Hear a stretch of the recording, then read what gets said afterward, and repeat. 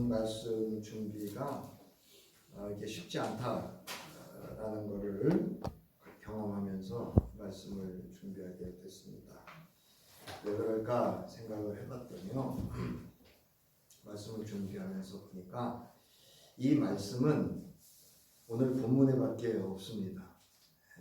그래서 이 마태복음 5장 7절은 성서에서 이 마태복음 5장 7절에만 기록이 되어져 있는 주님의 말씀이고 주님의 가르침이시다라는 것을 알게 됐습니다. 이 본문에 앞서서 우리가 이제 네 가지 복을 알아봤습니다. 심령이 가난한 자가 누리는 복, 그리고 애통하는 자가 누리는 복, 그리고 온유한 자와 의에 줄이고 목마른 자가 누리는 복에 대해서 우리가 살펴봤습니다. 이 복은 하나님의 나라, 즉 예수 그리스도로 말미암아서 예수 그리스도를 영접함으로 하나님의 나라가 그 마음, 그 존재 자체에 임한 것을 경험한 이가 누릴 수 있는 이 마음이라고 하는 건요, 여러분 우리 감정이 아니고요, 우리의 존재와 그 정체성 그 자체를 의미합니다. 우리가 이제 신약 성서에 보면 영혼이라고 이렇게 번역을 해놔서 자꾸 우리가 이렇게 영과 혼이 분리되고 육이 분리된 걸로 아는데요. 원래 번역은요 생명으로 번역을 해야 되고요. 생명은 바람이다, 호흡이다 이렇게 되어 있습니다. 이런 의미를 이제 가지고 있다라고 하는 것을 여러분들이 아셔야 됩니다. 왜냐하면 그래서 이 생명 또는 영혼으로 번역된 것은 그 존재 자체 또는 우리가 뭐 인격이다 또는 생명이다 이런 존재 자체로서 우리가 표현을 하면 존재의 정체성을 의미합니다.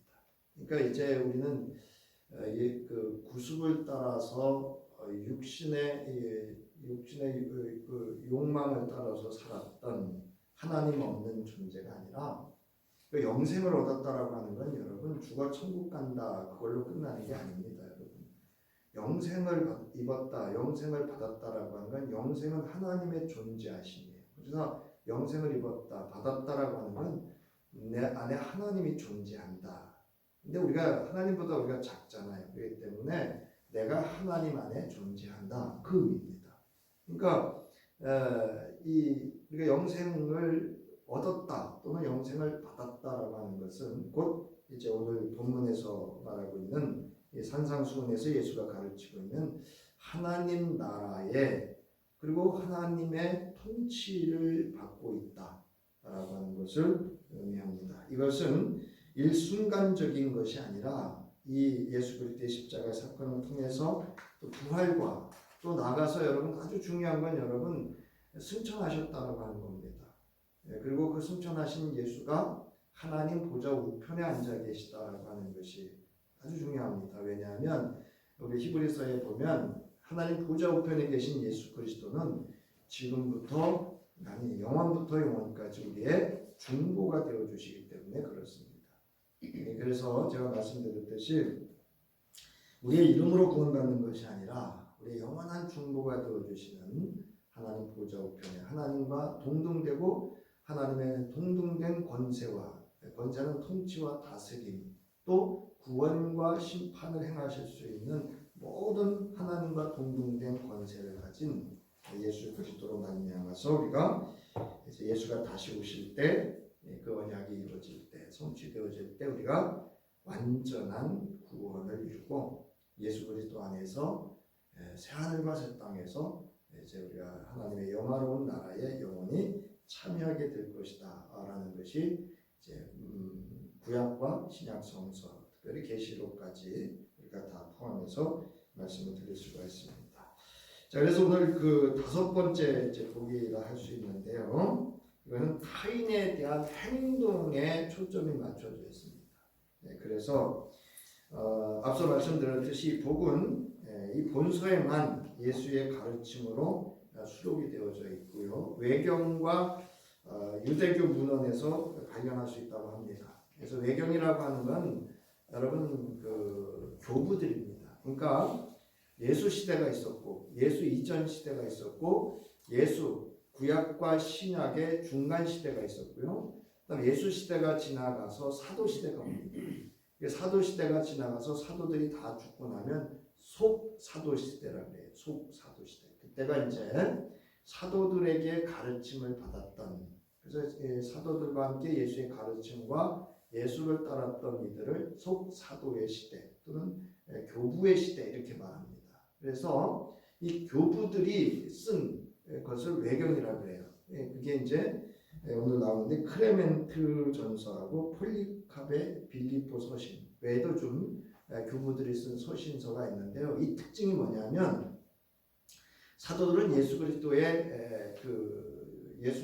사역, 생애와 사역을 사실적으로 기록을 했고요. 또 넓은 교회에 적용하기 위해서 상징적으로 예수 그리스도의 가르침을 이제 비유라든가 이런 것들을 통해서 더 넓은 해석과 적용을 위해서 기록을 했다고 한다면 이 교부들, 즉 속사도 시대의 교부들은 이 말씀에 대한 깊은 묵상을 통해서 서신서들을 기록했고 이 서신서들을 통해서 교회, 즉 예수 그리스도를 따르는 당시의 신자들을 가르치고 또 신앙의 지표로 삼도록 했다고 합니다. 그래서 이 클레멘트 전서 13장 2절하고 폴리카베 빌립보 서신 2장 3절에서 자비하라 그리하면 하나님께서 너에게 자비를 베풀 것이다 라는 예수께서 하신 말씀을 언급하고 있다라고 이렇게 기록하고 있습니다. 또한 이 자비를 베푸는 것에 대해서는 고대 유대교 문헌, 특히 랍비들의 가르침이고 또 구약 성서의 아주 큰 흐름 중에 하나입니다. 구약 성서의 큰 흐름은 여호와를 경외하고 즉 하나님을 사랑하고 그와 같이 내 이웃을 사랑하라고 하는 그 말씀의 맥락에 있어서 고대 이제 유대교의 공동체의 과부와 고아들을 돌봤던 그런 자비를 베풀었던 것들을 알 수가 있습니다. 또한 구약에 보면 72년이라고 하는 것은 구약 성서가 시대의 변화에 따라서 헬라에 있는 그 당시의 히브리인들을 위해서 다시 언어를 바꾼 거죠. 이 72년은 우리나라는 그리스어죠. 헬라어라고 하는데 그리스어로 번역하는 과정에 있어서 잠언서 14장 21절에 보면 이웃을 업신 여기는 자는 죄를 범하는 자요 빈곤한 자를 불쌍히 여기는 자는 복이 있다 이렇게 기록을 하고 있습니다. 이처럼 이제 고대 유대교 문헌 즉 솔로몬의 지에서 17장 5절에도 이와 같은 유사한 내용들이 기록이 되어져 있습니다. 그래서 유대 랍비들은 곤궁한 사람들에게 자비를 베푸는 일을 아주 큰 미덕으로 여겼어요. 그래서 예수님이 이거에 대해서도 한번 산상수훈에서도 말씀을 하시죠. 자선을 행할 때 드러내놓고 하래요. 오른손이 하는 일을 왼손이 모르게 하래요. 은밀한 중에 자선을 행할 것을 가르치고 있음을 우리가 산상수훈에서 알 수가 있습니다. 그래서 이 마태는요 유대인들 당시 히브리인들을 대상으로 해서 이 복음서를 썼기 때문에 고대 유대의 문헌이라든가 구약 성서의 어휘 단어들이라든가 그 사상들을 반영을 해서 예수의 가르침으로 이렇게 말씀을 기록을 하고 있다라는 것도 여러분들이 마태복음의 기록의 배경으로 여러분들이 아시면, 그래서 이 마태복음의 언어는 유대교적인 배경이 아주 많습니다. 유대교에 대한 구약 성서나 랍비 문헌에 대한 그 배경을 잘 알고 또 해석을 해야지만 도움이 됩니다. 자, 마태복음 9장 13절에 보면은요, 이 마태복음도 그래서 너희는 가서 내가 긍휼을 원하고 제사를 원하지 아니하노라. 호세아서 6장 6절이거든요. 그래서 이 호세아서에서 이제 이 11조를 이야기한다거나 뭐 이런 이야기를 할 때 가장 중요한 게 바로 이 본문입니다. 내가 긍휼을 원하고 제사를 원하지 않는다. 여러분 이거를 또 이렇게 해석하시면 안 돼요. 하나님 예배 원하지 않는데 가서 자비만 베풀면 된대. 이런 식으로 해석하시면 안 돼요. 지금 이 유대인, 이 당시 히브리인들, 유대교나 또는 이제 이스라엘 백성들, 사마리아 중심으로 예배를 했던 이들이 하나님의 마음이 없음을 얘기하는 거예요. 그러니까 하나님에 대한 진정한 하나님에 대한 경외심, 사랑하는 마음 이런 것들이 없이 아주 위선적이고 형식적인 그런 제물을 바치는 것을 책망하시면서 하셨던 말씀의 배경이 있다라고 하는 것도 우리가 이 배경을 잘 알고 본문을 해석해야 됩니다. 그래서 예수님이 하셨던 말씀이 나는 의인을 부르러 온 것이 아니고 죄인을 부르러 왔다. 이렇게 말씀을 하고 있습니다. 이 죄인이라고 하는 건요, 누구든지입니다. 누구든지. 우리는 구분하잖아요. 구별하잖아요. 그러나 그렇지 않습니다. 그 다음에 마태복음 23장 23절에 보면 이거 역시 예수님이 여기 나오죠. 외식하는 서기관들과 이 바리새인들을 책망하시면서 그들의 정의와 긍휼과 믿음 없음을 책망하시면서 하셨던 말씀입니다. 긍휼이라고 하는 것은 자비를 베푸는 행위가 없다라고 하는 것을 말씀을 하고 있습니다. 그래서 하시면서 하셨던 말씀이 이것도 행하고 저것도 버리지 말아요. 행함을 말씀을 하고 있습니다. 또한 야고보서 1장 27절에 보면 하나님 아버지께서 보시기에 깨끗하고 흠이 없는 경건은 고난을 겪고 있는 고아들과 과부들을 돌보아주며, 그래서 이제 이 뒤에 자비가 무슨 의미인지를, 자비를 베푸는 자가 무슨 의미인지를 설명할 때 사실은 이 야고보서 1장 27절이 정확하게 그 단어의 의미를 말하고 있습니다. 여기 보면 고난을 겪고 있는 고아들과 과부들을 돌보아주며 자기를 지켜서 세속에 물들지 않게 하는 것, 이것이 오늘 이제 본문에서 말하는 자비를 베푸는 경건한 자의 믿음의 행위를 말하고 있습니다. 이처럼 본문 7절에서 복에 말하는 복, 자비를 베푸는 자가 누리는 복은 하나님의 긍휼을 입은 자가 자신도 그 자비를 행함으로 하나님의 아주 풍성한 은혜를 그 베푸는 과정뿐만이 아니라 그의 행하는 그 결과로 인해서 나와 공동체가, 나와 그 대상이 함께 하늘의 자비를 경험하는 것을 의미하는 그런 말입니다. 자, 그리고 야고보가 말한 것처럼 이 복은 행함으로, 즉 믿음을 보여주는 행함으로 누릴 수 있는 복입니다. 그리고 앞서 네 가지의 복을 그 존재의 정체성으로 누리고 있는 자는 아주 자연스럽게 이렇게 믿음으로 행해지는 복입니다. 여러분, 내가 왜 이 자비를 베풀지 못하는가 하면요, 내가 왜 인색하고, 내가 왜 세상을 향해서 그런 우리가 말하는 그 목사님이 참 재미있는 표현을 하던데요. 우리 속에는 우리만 기르는 아주 사랑하는 반려견이 있대요. 반려견. 그게 뭐냐, 애완견이 있는데 그게 뭐냐면 편견이랍니다. 편견.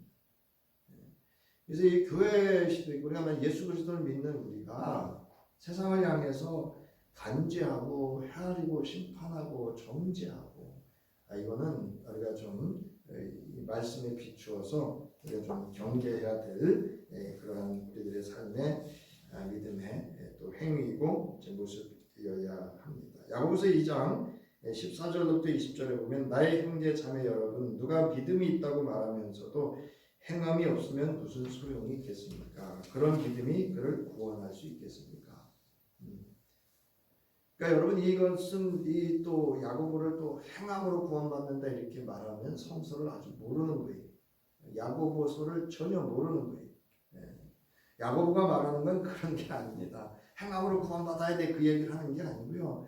믿음이 있다고 한다면, 구원받은 확신이 있다면 당연히 행함으로 드러나게 된다.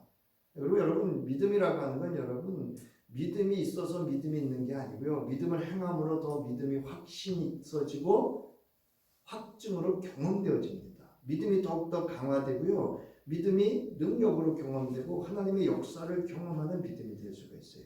행할 때 가능합니다. 제가 어떤 그러니까 이제 이런 훌륭한 분이에요. 그분이 이런 이야기를 해요. 행하지 않으면 얻는 게 없다.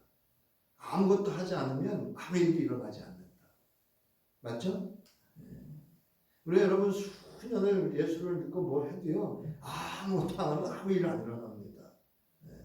그냥 그러면 어떻게 사느냐? 그냥 세상 방식으로 살아요. 여러분들이 수년 전에 여러분들이 교회에 와서 기도하고 부흥에 참석하고 그럴 때 뭐를 경험하셨어요? 성령을 경험하셨잖아요. 성령의 은사를 경험하셨잖아요. 기도의 응답을 경험하셨잖아요. 맞죠? 근데 요즘 나는 아무 일도 일어나지 않아. 아무 일도 안 하는 겁니다. 그래서 어제 양국교회 이강용 목사님 하시는 말씀이 있어요. 교회는 아무것도 하지 않으면 아무 일도 일어나지 않습니다. 전도하는 교회가 부흥합니다. 그러니까 교회는 어떤 교회여야 되느냐? 전도하는 교회여야 합니다. 이렇게 얘기를 하시더라고요. 그분 한번 지방에 부를까 순간 생각했었는데, 자 보세요. 여러분 가운데서 누가 그들에게 말하기를 평안히 가서 몸을 따뜻하게 하고 배부르게 먹으십시오 하면서 말만 하고 몸에 필요한 것들을 주지 않는다고 하면 무슨 소용이 있겠습니까? 이게 바리새인과 서기관들이 경건의 생활, 아주 거룩한 척 했지만 거기에 정의와 긍휼과 믿음이 없었었던 것을 또 이 야고보는 초기 교회 예수의 동생으로, 친동생으로 지금 이렇게 보고 있거든요. 예수 그리스도를 아주 옆에서 목격했던 사람이에요. 처음에는 예수가 신들린 줄 알았던 사람이에요. 그렇게 예수가 그리스도라고 하는 그 형에 대한 예수가 그리스도라고 했던 것을 부인했던 그 동생의 증언입니다.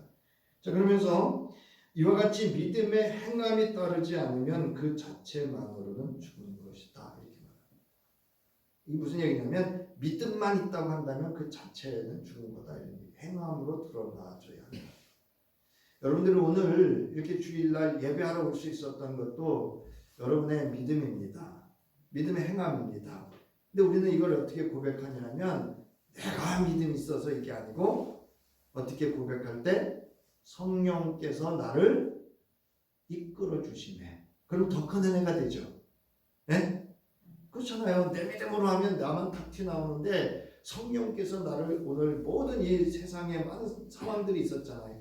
이것들을 다 이겨내고 예배의 자리에 나올 수 있었던 성령의 인도하심이고 하나님의 은혜입니다. 이렇게 고백을 하는 순간 그 믿음의 고백의 행위를 통해서 더 크신 하나님의 은혜와 또 그쪽에서 우리의 고백 속에서 하나님 큰 은총을 경험할 수 있다는 겁니다. 자, 이처럼 이 자비라고 하는 것은 여기서 말하는 자비를 베푸는 거 같은 단어예요, 여러분. 자비라는 단어는요. 제가 그래서 그 다음 페이지에 보면 국어 사전을 제가 이렇게 풀어놨어요. 자비. 여러분 3쪽에 보면 아래쪽에 나와 있어요. 남을 깊이 사랑하고 가엾게 여기는 거. 긍휼은 불쌍하고 가엾게 여겨서 도와주는 거. 그래서 여러분 긍휼이라고 하는 것은 좀 마음에 무게를 둔다면 이 자비는 그 긍휼한 마음을 행동으로 옮기는 것을 자비다 이렇게 표현하면 또 좋지 않겠나 이렇게 싶습니다. 자, 그래서 오늘 본문을 보면은요. 세번역에서는 자비한 사람은 복이 있다. 하나님이 그들을 자비롭게 대하실 것이고 또 우리가 읽었던 이 개역 개정은 긍휼히 여기는 자는 복이 있나니 그들이 긍휼히 여김을 받을 것이다. 여러분 여기서 이 말하는 복은요. 앞서 말씀드렸듯이 소유를 말하는 게 아니고 존재입니다. 그리고 이거는 마카리오스라고 하는 단어를 쓴다라고 하는 것도 여러분 기억하시면서 이 말씀을 들으셔야 됩니다. 자, 그래서 이 7절을 직역을 하면 이렇습니다. 자비로운 자들은 복이 있다. 왜냐하면 그들이 불쌍히 여김을 받을 것이기 때문이다. 여기서 하나 빠진 게 있습니다. 바로 주어가 빠져 있습니다. 누가 그러면 이들을 긍휼히 여길 것이냐라고 하는 주어, 즉 주체가 빠져 있는데 그것은 바로 하나님이다라고 하는 것을 우리가 또 암묵적으로 알 수가 있습니다. 자, 여기서 이 자비한 사람이라고 하는 이 말할 때 이 자비로운 사람은 이 자비가 무슨 의미를 가지고 있는가 하면 아까 앞서서 야고보서 1장 27절의 말씀처럼 고난을 당하고 있는 사람, 어려움을 당하고 있는 사람, 그에게 진정으로 그를 돕는 것을 그런 행위를 말하고 있다라고 하는 것을 알 수가 있습니다. 그래서 여기 뭐 쭉 엘레몬, 엘레우스 뭐 이렇게 쭉 나와 있는데요. 이거는 이제 아주 중요한 거는 여기서 저도 이거는 잘 모르고 있었는데 언약과 관계되어 있다는 거예요. 하나님의 언약. 이게 무슨 얘기냐면 이게 이제 여기 이제 출애굽기로 나와 있는데 우리가 그 예수 그리스도로 말미암아서 하나님의 큰 자비를 경험했거든요. 이제 예수 그리스도의 십자가의 사건, 대속의 사건이죠. 그리고 우리로 하여금 그 예수 그리스도를 구주로 믿을 수 있도록 우리 주의 성령께서 내주하셔서 우리를 이끌어 주시고 깨달아 알게 하시고 고백하게 하시고 세례받게 하시고 오늘 이처럼 하나님 나라의 백성으로 살아갈 수 있도록 해주신 것은 모든 것이 우리가 잘해서가 아니라 전적인 하나님의 언약을 위해서 하나님 스스로가 우리를 용서해 주시고 이 언약을 지키시는 그 자비로우심에 있다라고 하는 것을 우리가 전제를 하고 본문을 보시고 해석을 하셔야 맞습니다. 따라서 하나님의 자비는 인간을 향한 용서와 구체적인 도움의 손길로 나타났듯이 자비를 베푼다라고 하는 것은 이 하나님의 베푸신 자비를 그대로 믿음으로 행하는 것을 의미하고 있습니다. 그래서 여러분 출애굽기 34장 5절부터 9절에 보면 이 본문은요 모세가 두 번째 돌판을 받을 때입니다. 한 번은 돌판을 집어 던졌죠. 받아가지고 내려오는데 이스라엘 백성들이 황금 송아지를 만들어 놓고 그걸 이제 섬기면서 이 형상을 가진 신이 이제 우리를 여기까지 구원했다. 그때 이제 모세가 돌판을 집어 던지고 이제 다시 돌판을 받을 때 하나님이 모세에게 하셨던 말씀입니다. 자, 여기 보면 이때 말씀하십니다. 여호와께서 모세 앞으로 지나가시면서 선포하셨다. 주 여호와입니다. 구약 성서에는 개역개정은 여호와를 번역이 된데 이제 세 번역이 줍니다. 주, 나 주는 자비롭고 은혜로우며 노하기를 더디하고 한결같은 사랑과 진실이 풍성한 하나님이다. 이렇게 얘기해요. 그러니까 여호와라고 하는 이 존재의 정체성을 말씀하고 있습니다. 그러니까 주는 여호와는 존재예요. 근데 자비롭고 노하기를 더디하고 은혜롭고 한결같은 사랑과 진실이 풍성한 정체성, 하나님 정체성을 말하고 있는 겁니다. 자, 그러면서 수천 대에 이르기까지 한결같은 사랑을 베풀며 악과 허물과 죄를 용서하는 하나님이다.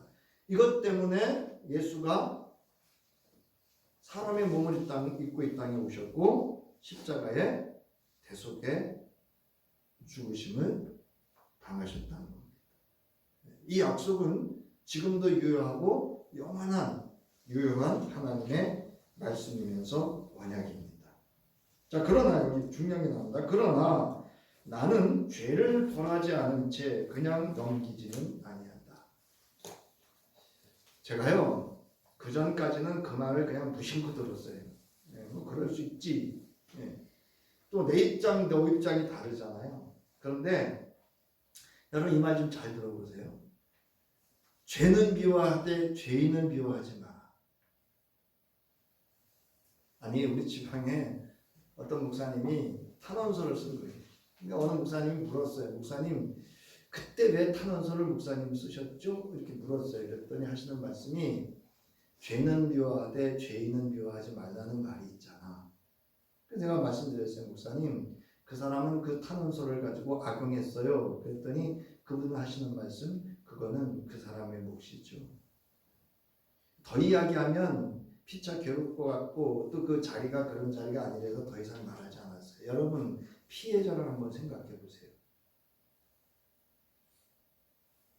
여러분은 가해자만 사람입니까? 피해자는 여러분 그 가해자가 적절한 여러분 죄의 대가를 지불받지 않으면 피해자는요 평생 고통스러워하고 평생 그 트라우마에서 나오지 못합니다. 여러분 그 죄인에 대한 가해자에 대한 분노만 끝나는 게 아니거든요. 그 법정에서 일어난 재판의 결과 그리고 그 시대에 대해서 모든 사람들에 대해서 분노하기 시작합니다. 저는 그걸 보거든요. 이렇게. 그래서 하나님은요, 여러분 착각하시면 안 돼요. 나는 죄를 벌하지 않은 채 그냥 넘기지 아니하시는 하나님을 여러분 우리는 무심코 외면해서는 안 됩니다. 여러분. 우리가 은혜 가운데 지금 살아가고 있는 거죠. 자, 그러면서 여러분 밑에 보세요. 주님께서 우리의 악과 우리의 죄를 용서해 주시고 우리를 주님의 소유로 삼아 주시기를 바랍니다. 이게 무슨 얘기냐면요. 그러므로 하나님은 이 자비로우신 분이기 때문에 우리가 비록 죄와 허물과 악을 행할지라도 하나님께 요청하시면 뭐 하신다는 거예요? 신실하시고 자비롭고 은혜로우시고 노하기를 더시하시고 진실함이 풍성한 하나님은 우리를 용서하시고 받아주시는 자비한 하나님이심을 말하고 있습니다. 그러니까 우리는 그 은혜를 입었고 그 은혜 가운데 살아가고 있음을 믿으시기를 주의 이름으로 축원합니다. 사무엘하 7장 15절부터 16절은요. 이스라엘 사울과 다윗에 관해서 다윗에게 하시는 말씀이거든요. 그러면서 지금 이 얘기입니다. 죄에 대해서는 용서하지 않겠다. 사울에 대해서는 하나님의 자비를 거두고 다윗 너에게는 네가 내 마음에 합했기 때문에 너에게는 네 자손 대대로 자비를 베풀 것이다. 이렇게 언약의 말씀을 하시고 있음을 알 수가 있습니다. 여러분 그 밑에 단어도 한 번쯤 우리가 이제 쓰는 주로 단어인데요. 사실은 어려운 단어들입니다. 이 단어들이. 그런데 이거는 좀 참조하시고요. 그래서 이 단어를 히브리어로는 헤세드라는 단어로 다 표현을 합니다. 그래서 하나님의 근원적인 선하심으로부터 그 선하심으로부터 행해지는 자비로우심으로 우리는 은혜들을 다 표현하는 하나님의 정체성, 성품이면서 행하시는 행위도 함께 표현할 때 헤세드라는 단어를 씁니다. 그래서 이 긍휼히 여기다라는 말은 앞서 말씀드렸죠. 인간의 고통스러운 현실에 하나님의 자비를 부여하는 것. 우리가 누가 믿음에 우리가 먼저 하나님의 자비를 경험한 우리가 그렇게 행하는 것을 의미합니다. 따라서 예수께서 모든 약한 자와 병든 자 그리고 소외된 자를 가까이하며 치유하셨던 사역에서 우리가 이 모든 것을 알 수가 있습니다. 그래서 가난한 여자도 나를 불쌍히 여겨 주옵소서. 여러분 주님은 오늘 우리를 기뻐하시고 사랑하시고 다 하시지만 우리를 보실 때 항상 긍휼의 눈으로 보시고 있음을 믿으시기 바랍니다. 그래서 여러분 주님의 마음을 가장 먼저 여는 건 뭔지 아세요? 주님 나를 어떻게 여기시옵소서? 따라하세요. 불쌍히. 주님 나를 불쌍히 여겨 주옵소서. 이렇게 여러분 기도의 문을 열어보세요. 그러면 하나님과 아주 주님과 탁 친밀해지고 우리가 말하는 기도의 문이 열리기 시작합니다.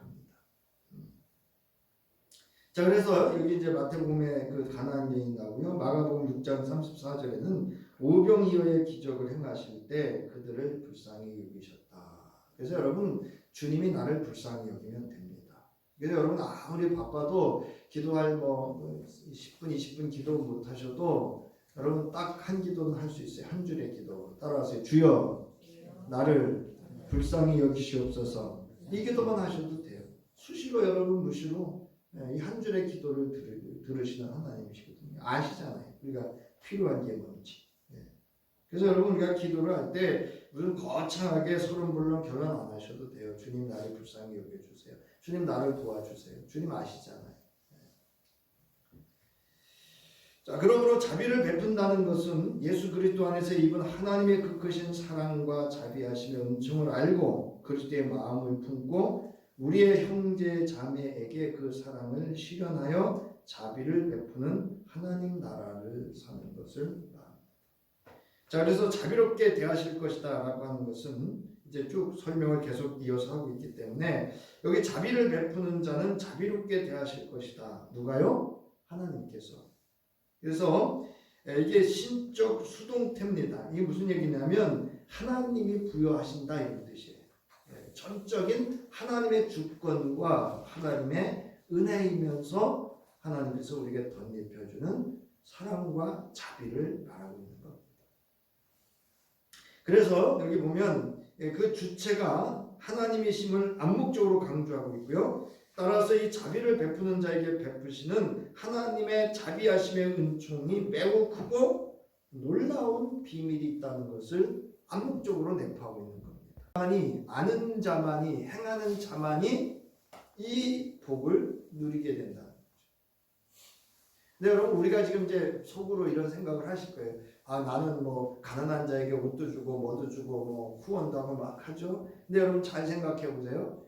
과연 그게 하나님의 자비하심을 입어서 하는 건지, 아니면 나를 드러내고 내가 인정받고 내가 칭찬받으려고 하는지는 딱 간단합니다.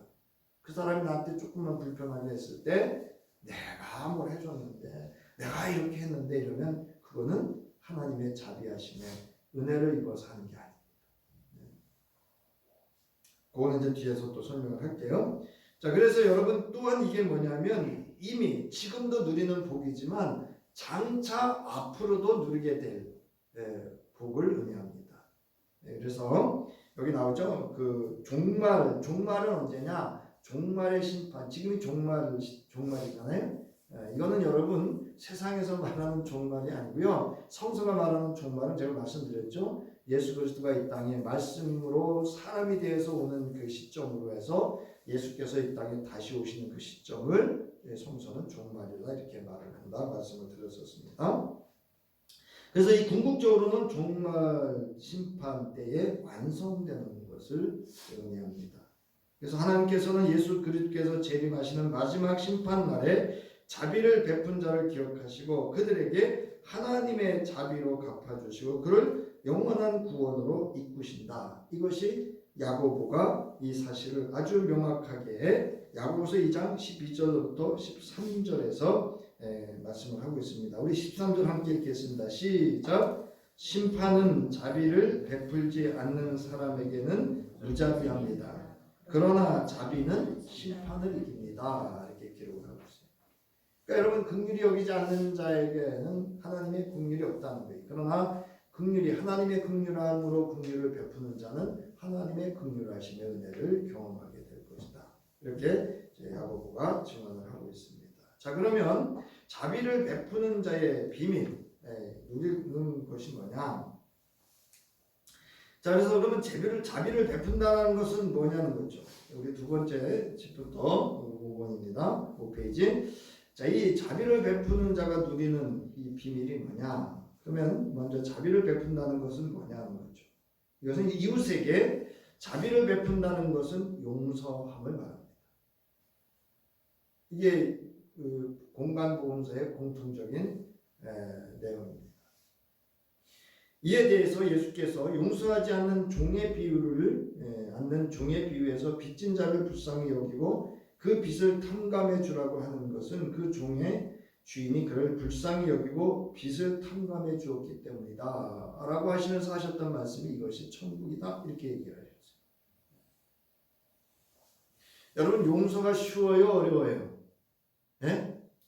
안 되죠. 용서가 안 되죠. 아, 그래, 내가 미안해. 아, 알았어요.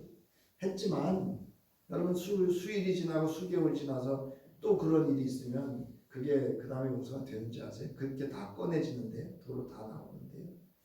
여러분, 용서함이라는 게 이렇게 결코 쉬운 게 아닙니다. 여러분, 우리가 그 인간관계에서 특히 이제 부부 갈등, 뭐 인간관계에서 여러분 갈등이 왜 생긴지 아세요? 용서함이 없어서 그래요. 안 돼서 그래요. 네. 자, 마태복음 18장 21절부터 35절에서 그러면 예수가 어떤 상황에서 이 말씀을 하셨냐면요. 베드로가 물어요. 형제가 죄를 범하거든 몇 번 용서해 줘야 됩니까? 이렇게 물어요. 여러분, 예수님 몇 번이라 그랬어요? 그냥 무한히 용서해 줘라 이런 뜻이에요. 계속해서. 그가 와서 용서를 구하면 그냥 용서해 줘라 이렇게 얘기를 합니다.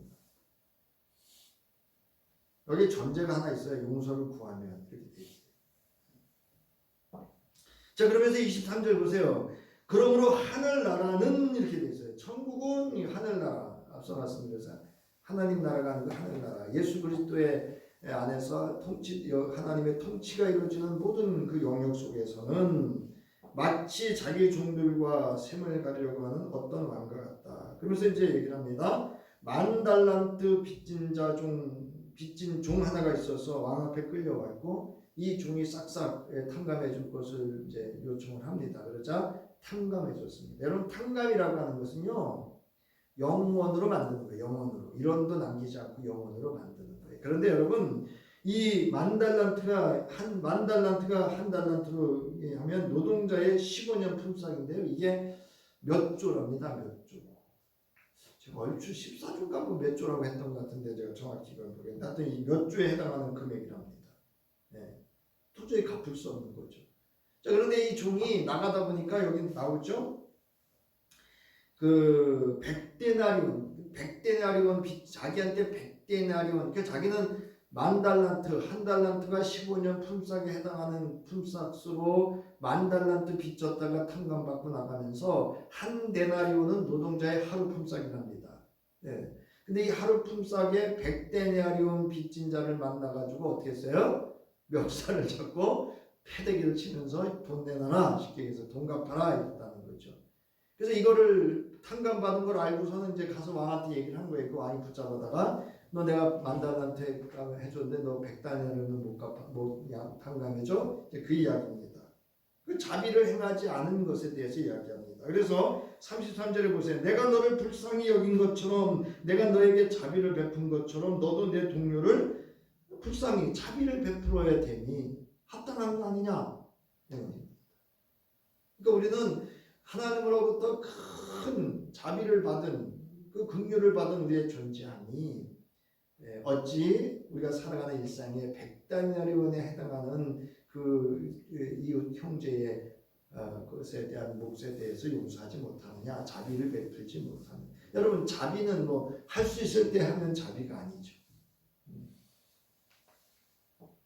자, 그러면서 35절 함께 읽을까요? 시작. 너희가 각각 진심으로 자기 형제 자매를 용서해 주지 않으면 나의 하늘 아버지께서도 너희에게 그와 같이 하실 것이다. 여러분 마태복음 6장 14절부터 15절 함께 읽습니다. 시작. 너희가 남의 잘못을 용서해 주면 너희 하늘 아버지께서도 너희를 용서해 주실 것이다. 그러나 너희가 남을 용서해 주지 않으면 너희 아버지께서도 너희의 잘못을 용서해 주지 않으실 것이다. 여러분 이 용서함이라고 하는 것이 이런 겁니다. 자, 그러면 우리가 어떤가? 나의 저 허물에는 관대합니다. 뭐 그럴 수 있지. 그러나 상대방의 저 허물을 들춰내는 헤아림과 비판과 심판을 서슴없이 행하고 있는 것이 저와 여러분 우리의 모습, 아니 모든 사람들의 인류의 모습이 아닌가라고 싶습니다.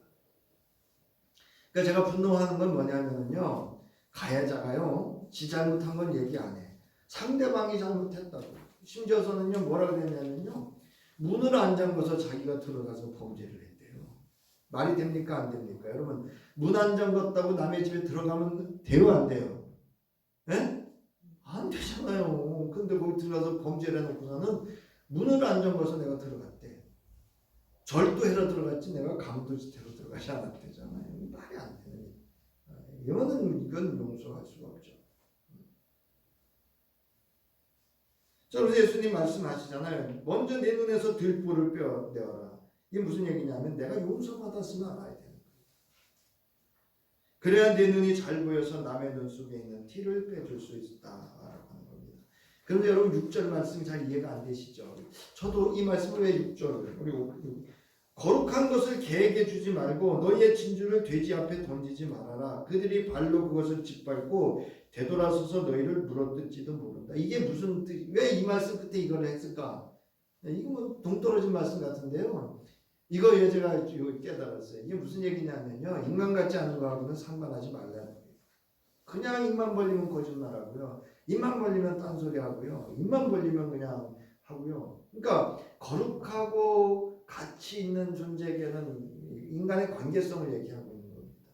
그래서 요즘 말로 하면요, 나르시스니, 소시오패스니 뭐 이런 있거든요. 그런 사람하고는요 상종하지 말거나 아예 거리를 두거나 아예 관계하지 말라고 이렇게 가르치는 것과 동일한 내용입니다. 여러분 어떤 사람은요 만나면 만날수록 유익하고 힘이 되는 사람이 있고요. 어떤 사람은 만나면 만날수록 지치는 사람이 있어요. 제가 작년에 어떤 지방의 목회자 만났는데요. 그분 때문에요. 제 에너지가 팍팍 나간 거예요. 그런 사람 얘기하는 거예요. 지금 만나지 말라는 거예요. 돼지 같은 사람, 개 같은 사람, 여기 나와 있으니까 만나지 말라. 그러니까 괜히 그런 사람들과 얽혀서 그들을 헤아리고 심판하고 정죄하고 단죄하면서 내 죄를 범하지 말라는 겁니다. 여러분 내가 다른 이를 정죄하고 심판하면 내가 곧 하나님 앞에 심판의 대상이 됨을 뜻합니다. 우리는 내가 이러는 것은 상대방 때문이라고 하며 상대방을 탓하고 불평하고 원망하고 말하고 행동하려고 합니다. 그리도 예수 안에 있는 이 사람은 무엇을 잊고 있는 겁니까? 하나님의 무한하신 용서함 받은 사실을 잊고 있는 용서할 줄 모르는 종과 같은 사람입니다. 자비가 없는 사람이죠. 자, 예수께서는 이렇게 어떻게 하라고 가르치고 있습니까? 이렇게 그를 용서하되 그리해도 안 되거든 예수의 이름으로 용서하고 화평하라고 합니다. 그와 화평하라는 게 아니고요. 하나님과의 관계로 화평하고 그와도 더 이상 관계를 갖지 말아라 이렇게 얘기를 하십니다. 그 관계가 어떻게 하는지 아세요? 네 형제가 죄를 짓거든 너에게 죄를 짓거든 단둘이 있는 자리에서 그에게 충고해라. 여러분 충고는요 단둘이 있을 때 해야 됩니다. 칭찬은 여럿이 있을 때 해야 됩니다. 근데 우리 이거 바꾸거든요. 그러면 안 됩니다. 그래서 이거 배우는 지혜인데요. 충고는 단둘이, 칭찬은 인정하고 칭찬은 여럿이 있을 때 이렇게 해야 됩니다. 자 그러면서 그가 너의 말을 들으면 너는 그 형제를 얻은 것인데 그렇게 듣지 않거든 한두 사람을 더 데리고 가서 또 그렇게 용서를 할 것을 권하고 그래도 안 되면 교회가 가고 그대로 안 되면 그 다음에는 내 이름으로 그냥 용서해줘라 이렇게 얘기를 하시는 거예요. 이제 무슨 얘기인지 아셨죠? 네, 그 용서를 요청을 해야 돼요. 너 잘못했잖아. 그러니까 용서해야 돼. 나한테 용서를 구해야 돼. 네. 거기 나오잖아요. 교회의 말조차 듣지 않거든 그를 이방 사람이나 세리와 같이 여겨라. 이제 알겠죠? 이방 사람은 개거든요. 돼지거든요. 이 말씀은 이제 연결이 됩니다. 네, 이런 의미를 가지고 있어요. 자 그러면서 그래도 안 하거든 너를 위해서 내 이름으로 용서해라. 즉 하늘에서 매면 땅에서 매면 하늘에서도 매이고 땅에서 풀면 하늘에서도 풀릴 것이다. 그 얘기 뭐냐? 내 이름으로 용서하고 풀어라 이거예요. 하나님과의 관계를 풀고 그의 관계를 풀어라. 그리고 상종하지 마라. 그 얘기입니다. 이제 아셨죠? 네? 용서를 구할 줄 모르는 사람 여러분 그냥 개돼지 취급하면 됩니다. 자 그러면 하늘 자비를 베푸는 자가 누리는 하늘의 비밀 그 복이 뭐냐? 여러분 예수께서 바리새파 사람과 세리의 기도의 비유를 통해서 가르치고 있죠. 그래서 바리새파는 하나님 앞에 나와서 자기 자랑을 쫙 흔들어 놓습니다. 그러나 세리는 여러분 찝해집니다. 세리는 보세요. 그런데 멀찍이 서서 하늘을 우러러 볼 염두도 못 내고 엄두도 못 내고 가슴을 치며 아 하나님 이 죄인에게 자비를 베풀어 주십시오 라고 했습니다. 딱 이 한 기도 했습니다. 바리새 사람은요 뭐를 하고 했으니까 이렇게 하는데 딱 이 세리는요 딱 한 가지 했습니다. 뭐라고요? 아 하나님 이 죄인에게 자비를 베풀어 주십시오 라고 말했습니다. 내가 너희에게 말한다. 예수가 제자들에게 말하는 겁니다. 의롭다는 인정을 받고서 자기 집으로 내려간 사람은 저 바리새파 사람이 아니라 이 세리다. 그다음에 또 하시는 말씀이 뭔지 아세요? 누구든지 자기를 높이는 사람은 낮아지고 자기를 낮추는 사람은 높아질 것이다. 여러분 하나님 앞에 하나님의 자비를 구하는 자는 하나님이 어떻게 하신다고요? 높여주시는 줄 믿으시기를 주의 이름으로 축원합니다. 하나님 앞에 낮추면요 하나님이 높여주셔요. 그때는 억울해. 그 인간 때문에 그 상황에서 내가 막 억울한 누명 쓴 것 같고 막 이렇게 하지만 하나님 앞에 나와서 주님 나를 불쌍히 여겨주세요. 하나님이 그 스스로 높인 자는 낮추고 하나님 앞에 낮추는 자는 높이시는 거예요. 자, 나가는 말입니다. 우리는 예수 그리스도의 십자가의 대속의 은총과 부활과 승천하신 또 다시 오심의 언약의 복을 받고 누리는 성도입니다. 무한하신 하나님의 자비와 은혜, 한결같은 사랑과 신실하심의 은총을 지금 누리고 장차 예수 그리스도가 오실 때 하늘나라의 언약의 복을 하나님의 높여주신 가운데 완전하고도 풍성하고도 영원히 누리게 됩니다. 이 하나님께 우리의 악과 허물과 죄를 용서받았습니다. 즉 하나님의 자비를 입은 자, 10,000달란트를 탕감받은 자입니다. 그러므로 우리도 우리의 이웃에게 하나님의 자비하심을 베풀며 사는 선한 이웃이어야 합니다. 그곳에 하나님께서 베풀어 주신 자비하심이 있는 하늘나라의 비밀의 복, 행복을 누릴 수가 있는 성도입니다. 여기 쭉 나와 있는데요. 여러분, 이 시대는요, 다 강도 만난 사람들이에요. 그리고 모두가 다 죄인입니다. 따라서 우리 예수 그리스도로 말미암아서 하나님 앞에 크게 용서하심을 받은 10,000달란트의 탕감받은 종의 그 종처럼 은혜를 모르는 것이 아니라 하나님의 큰 자비하심을 경험한 그 은혜를 알고 우리가 살아가는, 저도 잘 안 돼요. 그러나 소소한 일상에서 이루어지는 이런 삶의 불편함이나 이런 것들을 용서하기를 믿음으로 힘쓰시고 주의 이름으로 용서하면서 하나님과 화목하시고 또 이웃과도 화목한 그런 하나님의 긍휼하심의 은총을 누리는 삶이기를 주의 이름으로 축원합니다. 지금은 우리 주님 예수 그리스도의 그 크신 은혜와 우리 하나님 아버지의 극진하신 사랑하심과 성령님의 감동하셔 역사, 교통, 위로, 축복, 인도하심이 오늘 이 자리에 함께 해주시고 오늘도 귀한 은혜로 살게 귀한 말씀과 진리로 함께 하신 우리 주님 예수 그리스도 크신 은총과 사랑이 함께 해주시기를 간절히 축원합니다. 아멘.